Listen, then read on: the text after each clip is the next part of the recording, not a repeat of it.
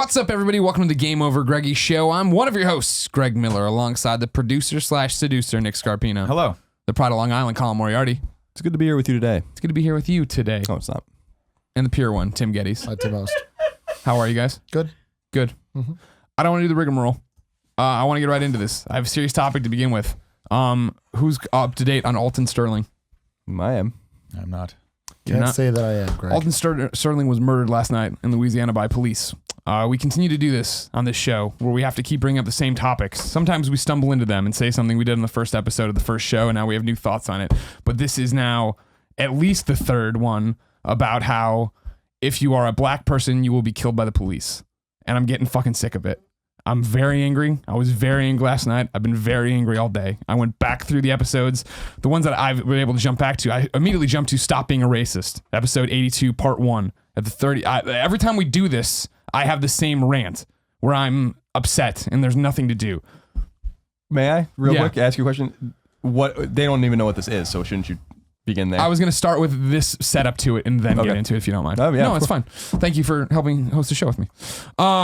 On Stop Being Racist, part 1, episode 82, at the 34-minute 27 mark, we've been going around and around, and as usual, I'm sitting here being quiet about it. I have nothing really to say about this because I feel this at my heart of heart all the times. Nick says, after going through a whole thing, it needs to be figured out sooner rather than later, to which I say, which is exactly what we said on the Ferguson episode. Ferguson episode was, of course, episode 38, part 1. This was on August 25th, 2014. Then the Stop Being Racist episode publishes on July 29th, 2015.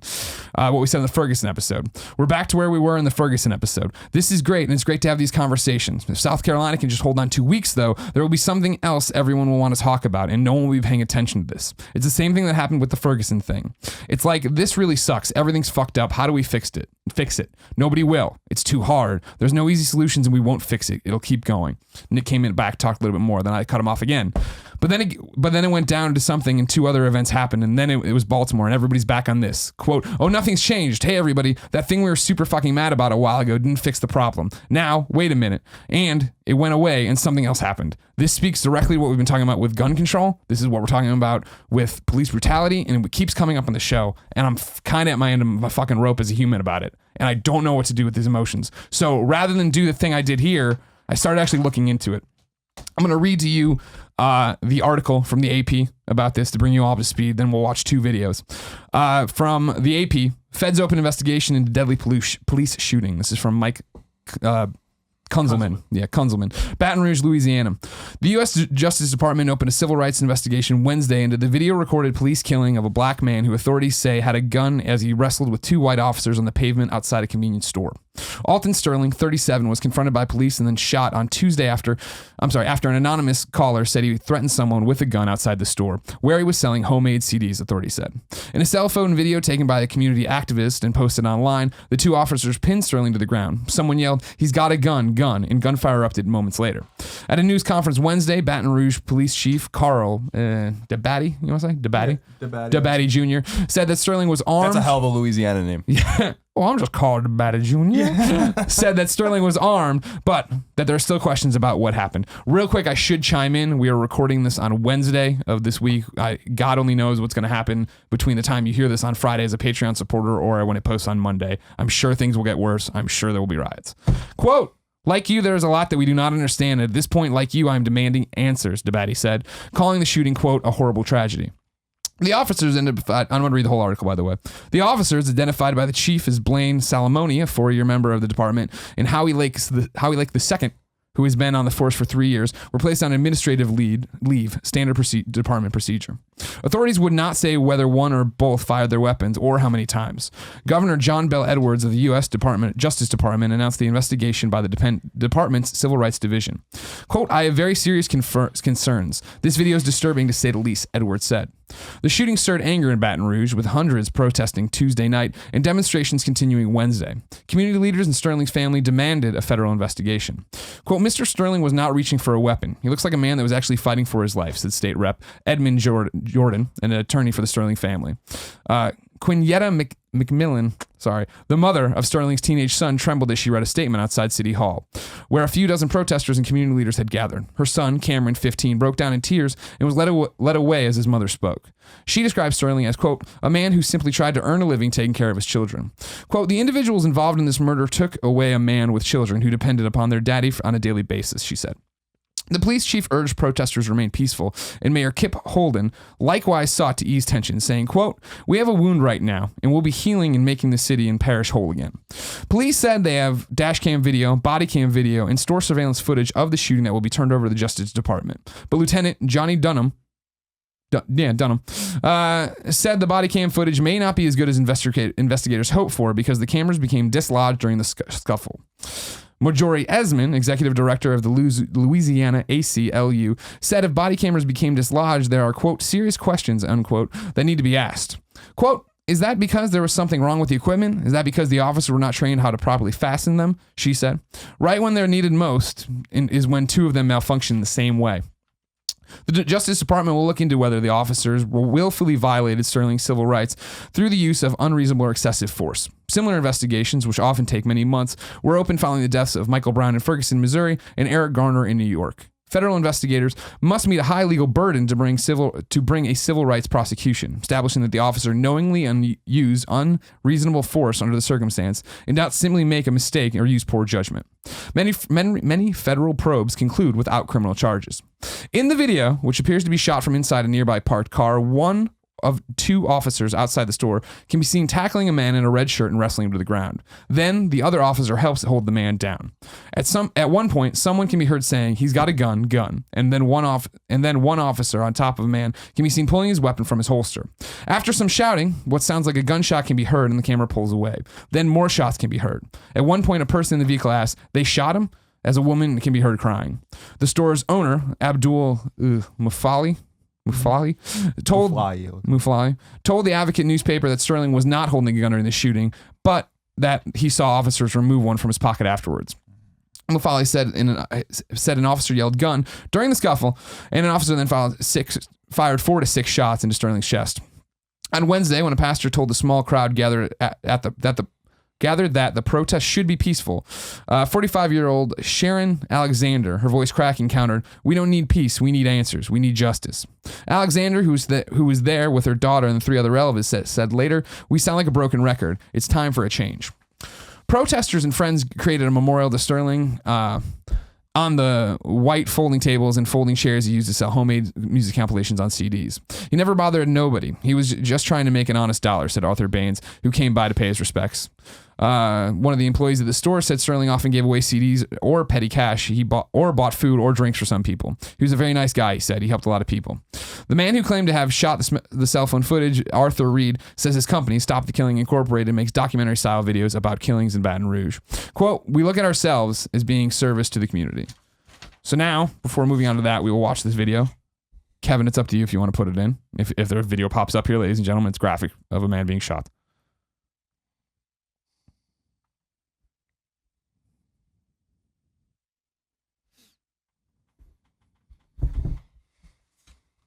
Now, this is the one that popped off last night.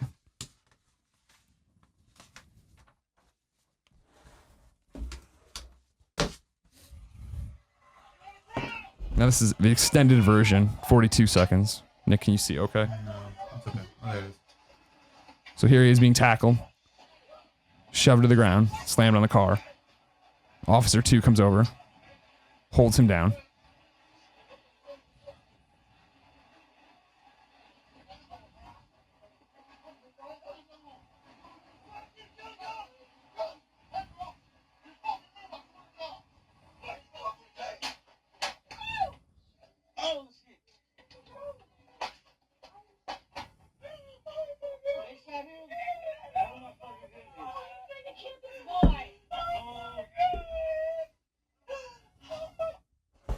So that was the one that started breaking last night, late.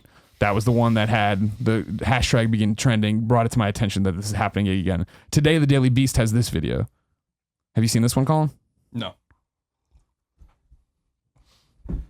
There is a dash cam footage as well. I don't know if that's public, though. Yeah, not yet. This is from, I believe the Daily Beast says, portrait mode. Hold on. Pause. This is from the alternate perspective. Who is this from? I believe it's the store owner is what they do. Somebody at the front door of the store. So it's before we were seeing it, if you're looking north, we're at the north side now. We'll say it was on the west before. Gun pulled. There it is.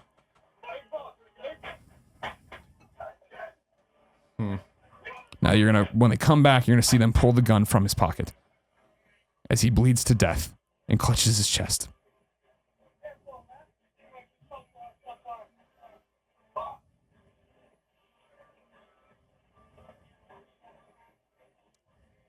There's the gun. Assumedly so. Obviously not shown right to the camera or something.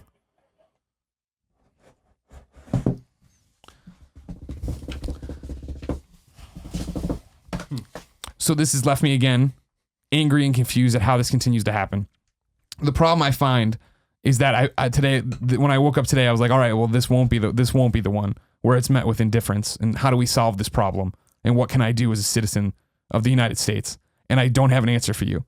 I did what any other human being would do and Googled the direct questions I had, finding no answers, finding nowhere to go with it. The best I could do that summarized, I think, what's happening from August 2014, because this problem is so new, is a Slate article called Policing the Police by Lodoris Hazard Cordell. Now, if I'm jumping ahead here, I believe Lodoris pops up in here and says something to the effect that, yes, she is on a civilian oversight committee, I believe, in her community in California, which might be, in San Jose. Anyways, I'm going to read you excerpts from this article, Slate article, Policing the Police. In just the last 2 months, Michael Brown, 18, was killed by a police officer in Ferguson, Missouri. Azell Ford, 25, was killed by a police officer in Los Angeles. Frank Alvarado, 39, was killed by a Salinas, thank you, police officer. Eric Garner, 43, was killed by a New York police officer. And Marlene Pinnock, 51, was brutally beaten by a California Highway Patrol officer. All these victims were of color and all were unarmed. She goes into the fact that we have to figure out how to stop this, right? And basically, training and federal investigations are ineffective responses to allegations of police misconduct. We know how to solve this epidemic. We just need to find the political will to do it. She jumps through again, still talking about how training isn't the answer, retraining isn't the answer. Retraining is useless when officers view people of color as quote unquote fucking animals. The word shouted by a police officer at a crowd in Ferguson protesting the killing of Michael Brown. All of the training and retraining in the world are of no moment if officers see the people they are charged to protect and serve as subhumans and dangerous. So here she has 3 parts of what she thinks would help solve this problem. Excuse me. First, police departments must broaden their definition of reasonable use of force.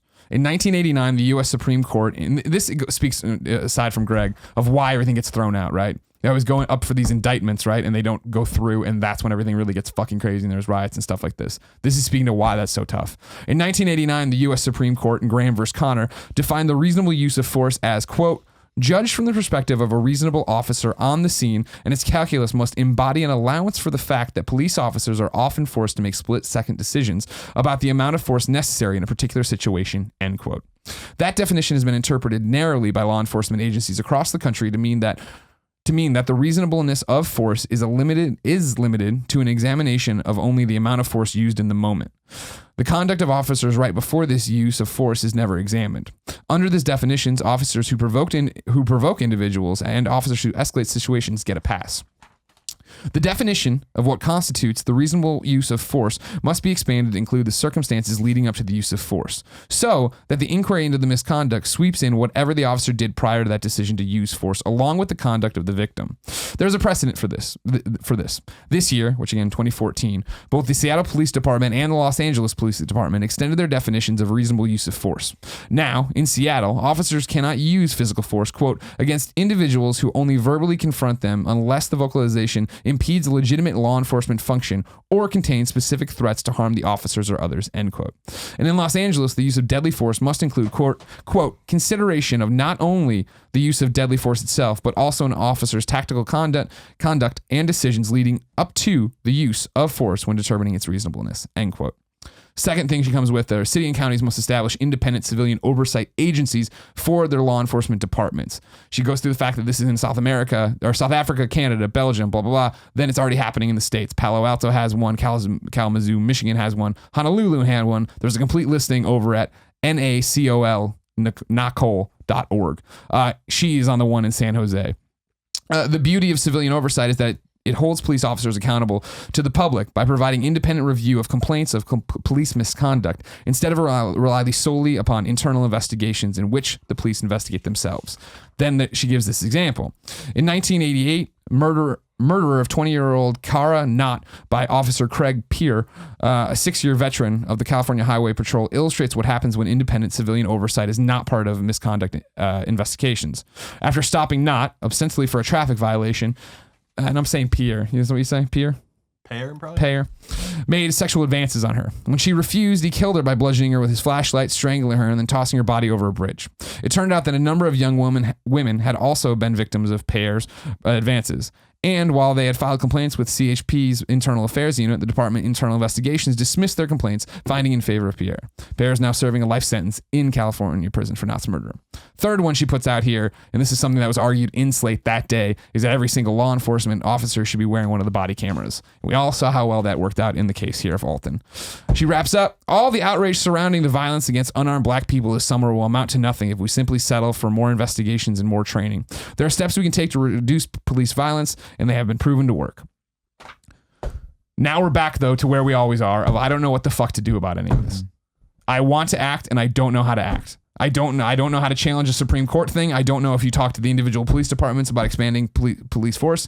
Before the show, I tweeted a criminal sociology professor I know. I have not gotten a response. I was late on that. And I'm sorry, I texted a sociology professor, and then I tweeted at the NAACP.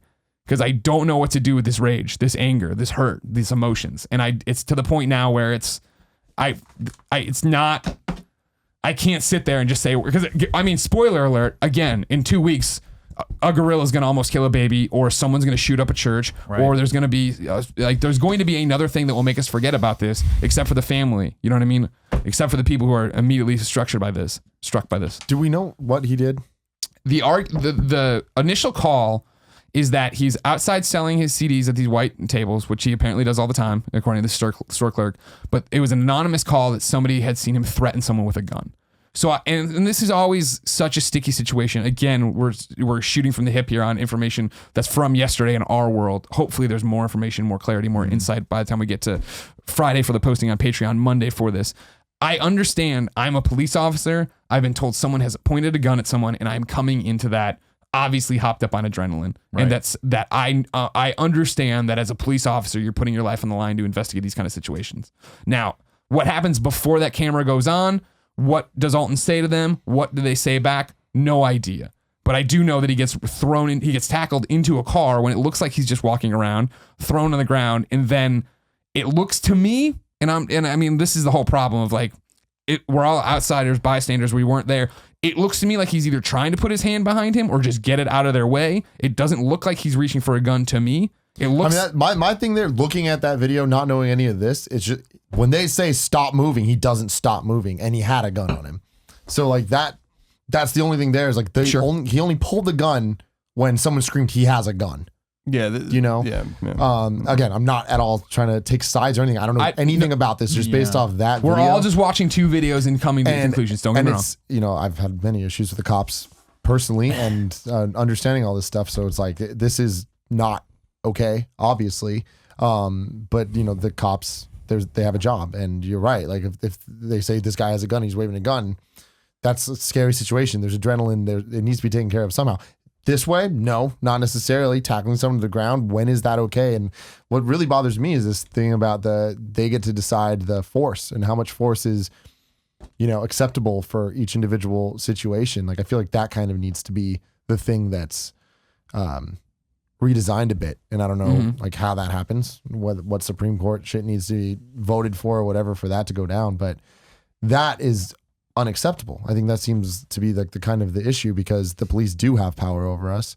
And I think that this goes back to kind of the gun control thing of, in this case, he did have a gun on him, and all the other ones, it seems like they didn't have guns. Right. Right? That is a great point that it's not apples to apples. Potentially. I mean, you never know. There was that case, I think it was like 3 ago, where you literally saw the cop walk up and throw the gun Put on the him. gun, no, for sure. So we don't know what happened in that scuffle, and it's conceivable that well, there was a gun it looked like placed. he pulled it out of his pocket. Yeah, But did we see anyone put it into his pocket, right? We don't see that. The camera dips in both instances. We don't really know what's going on. We don't really know what's going on with 2 police officers. The thing that's disconcerting to me is there's 2 trained police officers who are not small human beings, seemingly from the videos, that can't subdue one single person without shooting him in the back 4 times. Or shooting him in the chest, rather. That's a tough pill to swallow, right?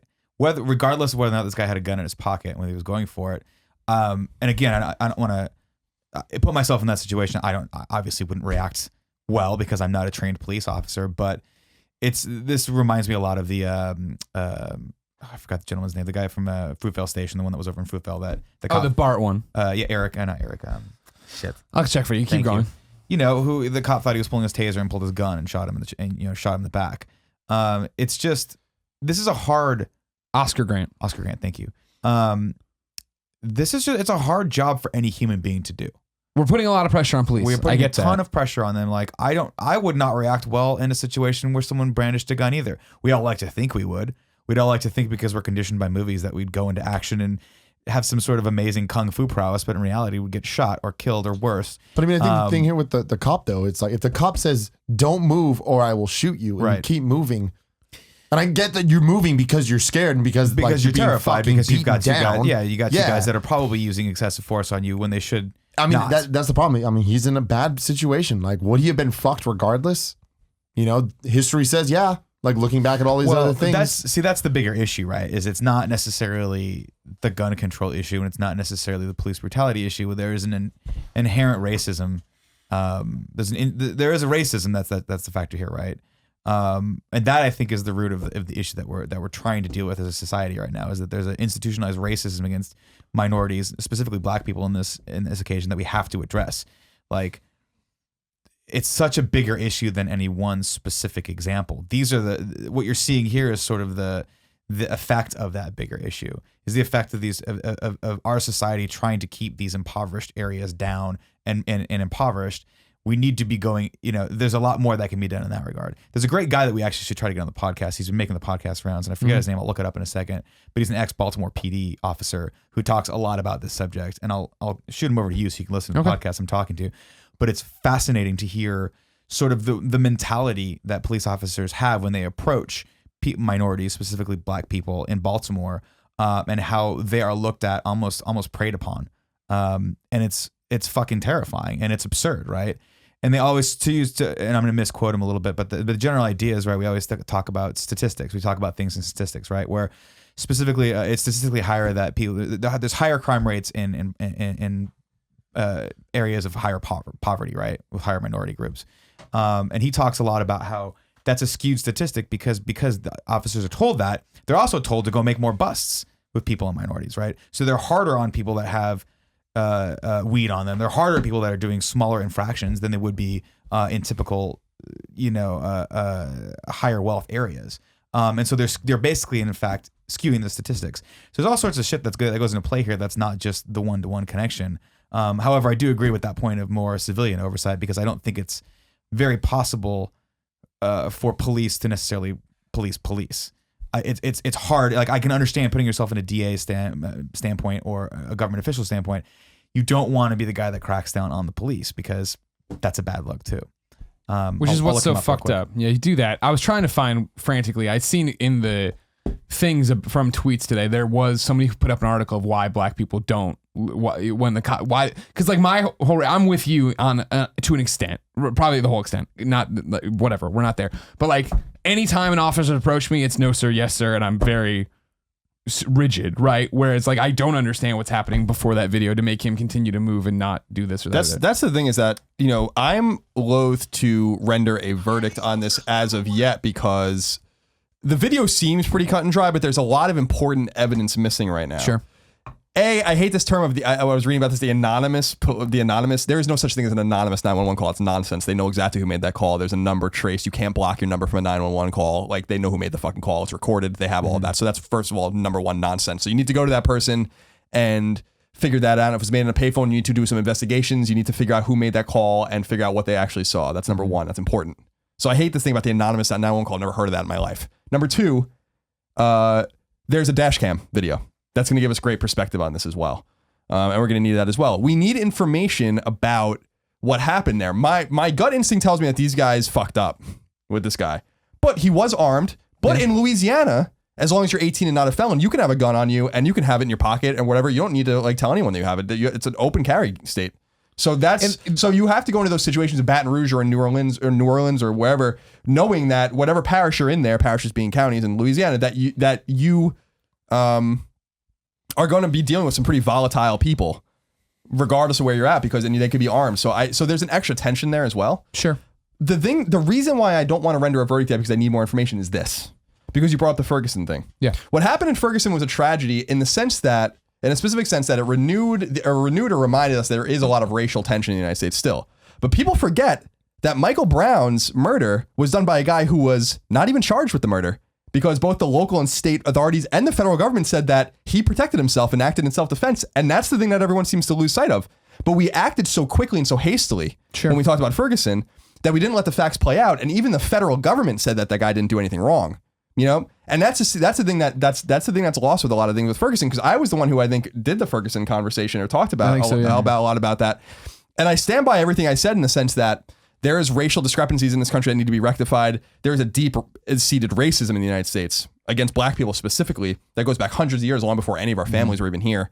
And that there are brutal police killings. You talk about Eric Garner. Eric Garner in New York City, for instance, totally fucking just murdered. That's choked. There's no doubt about that. Yeah. But I think that there's a little bit of reluctance. What was the verdict on that, by the way? I don't remember. I believe I think no indictment. Yeah, I think they got off.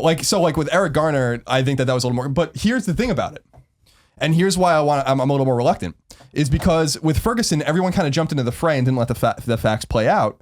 And if you read about what happened with Michael Brown, what happened with that police officer, what happened was that both the local and state authorities and the federal government found his witnesses corroborating his version of the story, that he was being rushed and that he had shot that guy in self-defense, as totally credible, and found that a lot of the witnesses that said that he wasn't acting in self-defense not credible. And in fact, some of those witnesses said that they didn't even see it after all. That all happened. And so when you see that kind of stuff play out over months and months and months, it makes me a little more reluctant to say, like, okay, we need facts here. My gut instinct tells me what happened in Baton Rouge down in Louisiana is fucking nonsense. And those guys are probably going to get in a lot of trouble for what they did. But I think the general public might be a little more reluctant to jump into this and get a little more mad, because they might feel burned by what happened in Ferguson when we all made assumptions about what happened there, and it didn't happen the way that everyone thought it happened. See, I wish that was true. I bet that so many people who jumped in that was the thing to be mad about for the day don't even know that, okay, in the end it didn't turn out that it was fine.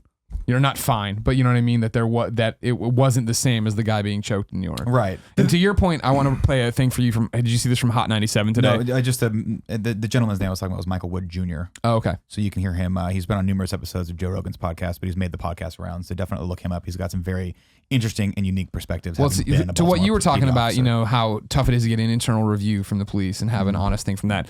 Today on Rosenberg Radio on Hot 97, they were talking to a police expert about it, or I think former police expert, or what do you know what I mean? Former officer, maybe just radio expert now. And I thought this was just telling in a good point of like why everything's so fucked up right now. As an officer yourself, it looks bad, no? I will tell you that it's Well, can you say the words, it looks bad? I have to say this. This is the problem I have with police officers, and no disrespect to you. Y'all don't ever want to point at someone else and say, you can't do your job well. Right. I can tell you right now, if I heard a radio personality get on the air and do something irresponsible, I'd go, that's a bad radio personality. Yes. He does a bad job. Yes. Police officers never want to say when y'all do a bad job. So and that's the reason the public thinks all of you are bad, because you won't ever call someone out and say they murdered someone in cold blood, it happened again. And until you guys start taking responsibility for your own, people in the street are going to be upset instead. So how about y'all lead the movement instead? How about instead of people rioting, police officers get out in front of it themselves, and you guys are the first ones on the front lines. That's what should happen. Instead of you struggling to say, well, I don't know, it could be, they murdered that man. We just saw it. Again, jumping to conclusions. Yeah, I mean, I honestly think that they're probably right, but that's not the way our system works. It's beyond a reasonable doubt They have to be indicted and they have to be tried by a jury of their peers. So I don't agree with that particular approach either, because there is significant information missing. Are they going into what did the police officers see before this happened? Was the guy brandishing a gun? What did it like? And again, because this is literally 24 or 36 hours old, we just don't have all the information yet. There's so much information missing. I don't. My instinct, if someone, and I hate to use this terminology with this kind of stuff, if someone put a gun in my head and said, "Did these guys fucking murder this guy or not?" I'd be like, yeah, they probably did. You know, but I just don't know. How did they know? Like, there's certain things in that video where I'm like, okay, how did they know where the gun was? That guy went right to the gun and just got it right out of his pocket. Did the guy reach for, like, there's it's possible they saw it, right? Yeah, it looked like he was reaching, like, as he was bleeding, it looked like he was reaching for that pocket. And like, I knew from looking at that video, I thought the gun was in that pocket because it looked like he was reaching for that. And my take on it was, I'm sorry, I'm still. I want to just so I'm clear, like that maybe not what happened. Maybe that's probably not what happened. But there's all this information we don't have. This shit is a tragedy. When people die, it's a tragedy, and it's serious. But so too are there are other factors that have to be taken into consideration. We cannot jump to conclusions. Mob justice is not the solution to this, you know. And we saw how that played out in Ferguson. That city was fucking destroyed. Yeah. And a state and local jurisdiction refused to indict the man, and the Department of Justice said he didn't do anything other than act in self-defense. But we fucking raised the earth for months over this thing. And I'm not saying that Michael Brown was a fucking criminal. You know, I'm not saying Michael Brown deserved to die. What I'm saying is that cop made a split-second decision in that time. And as the son of a fucking civil servant, my dad's a New York City fireman, I know that these people go out every day and risk their lives, and a lot of people don't appreciate that. There's more than one side to this equation. So while, you know, I think Marlene Pinnock, who's the woman you mentioned here, I think she was the one that was like clearly pulled out of her car and like beaten for no reason. That's a fucking terrible thing. Eric Garner, it's a terrible thing, but not all of these things are created equal either. 100%. And so we have to just take it on a case by case basis.